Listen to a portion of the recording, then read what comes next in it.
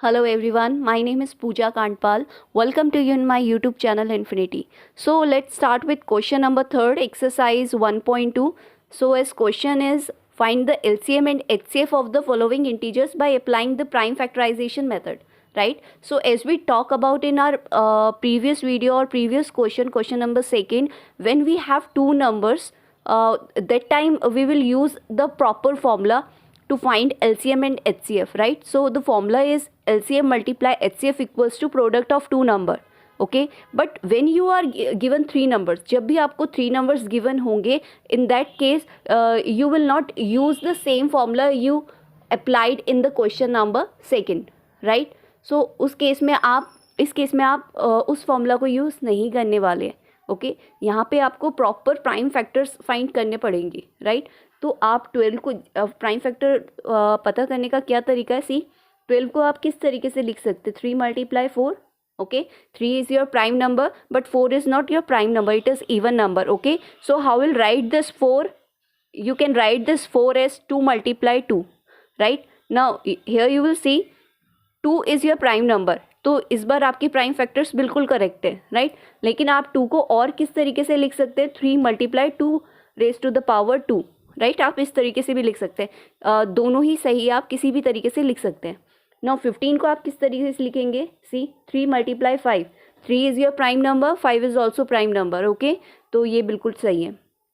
Next is your 21. Okay, so 3 × 7 is 21. 3 7s are 21. Okay, so here 3 × 7.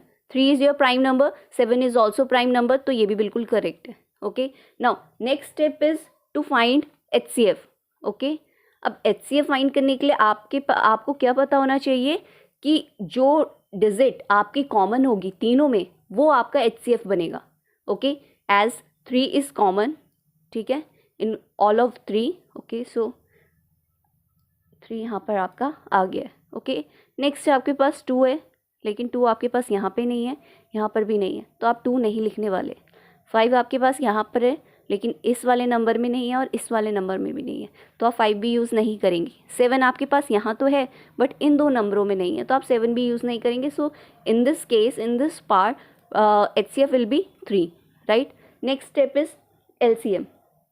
LCM कैसे find करेंगे? LCM में आप वो नंबर्स लेंगे जो आप, ज़रूरी नहीं है कि वो हर जगह पे अवेलेबल हो. जैसे आपका 3 था यहाँ पर, ठीक है, लाइक मैं आपको बता रही हूँ. सी 3 तो हम लेंगे ही क्योंकि 3 हर किसी में है. ओके, नेक्स्ट आप 2 लेंगे, 2 पावर 2. ओके, 5 × 7, ये आपका LCM होगा. Okay, so 3 as it is, 2 square is 4, 5 × 7. Okay, so this will be 12 × 5 × 7. So this will be 12 5 times 60. 60 × 7 is your 420. So answer is 420. So in this part your HCF is 3 and LCM is 420. Okay, now the second part is 17, 23 and 29. Okay, now here you can see 17 is your prime number. Okay, 23 also prime and 29 also prime. Okay, so how we will split this numbers? See 17 × 1, because 17 × 1 is 17. आप इसे और numbers, इनके factors नहीं होते हैं. Okay, ये अपने ही number से डिवाइड होते हैं या 1 से भी हो सकते हैं. ओके, सो 23 का क्या होगा? 23 × 1. ये प्राइम नंबर से प्राइम नंबर्स के सिर्फ 2 ही फैक्टर होते हैं, एक तो 1 और एक इटसेल्फ नंबर खुद होता है. ठीक है, नेक्स्ट है आपका 29. तो 29 के लिए 29 × 1. Okay, so HCF will B 1, क्योंकि 1 ही कॉमन है और बाकी कुछ नहीं है. Next is LCM. LCM आपका 17 आप लेंगे, 23 आप लेंगे और 29 आप लेंगे. Okay, so 17 × 23 is your 391. 391, yes, and it is 29. So after multiplying it will be 11339. Okay, so this is your answer of part 2. Now third one is 8, 9 and 25. Okay, again you can write this 8 as 2 power 3. Why 2 power 3? Because when you will multiply 2 3 times you will get 8. Okay, तो इसके factors ये होंगे।